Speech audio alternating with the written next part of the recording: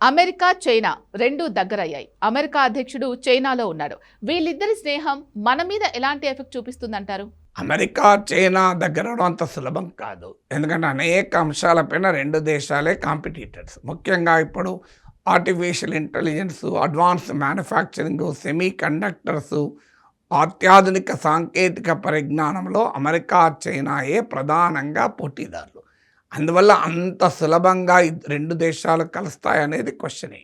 కానీ America, China కలిసినా లేదా చైనా పట్ల అమెరికా కాస్త మితక వైఖరి అనుసరించినా ఖచ్చితంగా భారత్ లాంటి దేశాలకు సవాల్ ఏర్పడుతుంది. అందుకే మనము అటు చైనాకు వ్యతిరేకంగా అమెరికాతోనూ, అమెరికాకు వ్యతిరేకంగా ఇంకో దేశంతోనూ కలవకూడదు.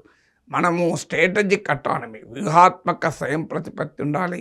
ఇండిపెండెంట్ ఫారిన్ పాలసీ, స్వతంత్ర విదేశాంగ విధానం ఉండాలి. అప్పుడు ఈ ప్రాబ్లం రాదు. కానీ భారత ప్రభుత్వం అది వదిలేసి చైనాకు వ్యతిరేకంగా అమెరికా, జపాన్, ఆస్ట్రేలియాలతో కూడిన క్వాడ్లో మన సభ్యదేశమయ్యాం. ఇప్పుడు క్వాడ్ను అమెరికానే పట్టించుకోవడం లేదు, ట్రంపే పట్టించుకోవడం లేదు. చైనానేమో మీరు మాకు వ్యతిరేకంగా అమెరికాతో క్వాడ్లో కలిశారు కదా అని మనపైన గుర్రమన్నారు. మనకు వ్యతిరేకంగా పాకిస్తాన్ చైనా మద్దతు ఇస్తూ వచ్చింది. అందువల్ల మనకు అర్థం కావాల్సింది ఏంటంటే మన ఫారిన్ పాలసీ అనేది ఇండియన్ ఇంట్రెస్ట్లతో ఉండాలి.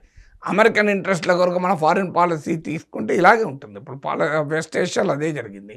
ఇజ్రాయెల్కి అనుకూలంగా మనం పూర్తిగా వైఖరి తీసుకున్నాం. ఏం జరిగింది వాళ్ళ మనం వెస్ట్ ఏషియా వారిలో మనకు పాత్రే లేకుండా పోయేది. పనికి మన పాకిస్తాన్ ఇలా కీలక మీడియేటర్గా మారింది. మా అమెరికా నుంచి మనకేమైనా బెనిఫిట్ పొందామా అంటే మన పైన ట్రేడ్ వార్ ప్రకటించాడు, మనం అవమానిస్తూ రోజు స్టేట్మెంట్లు ఇస్తున్నాడు.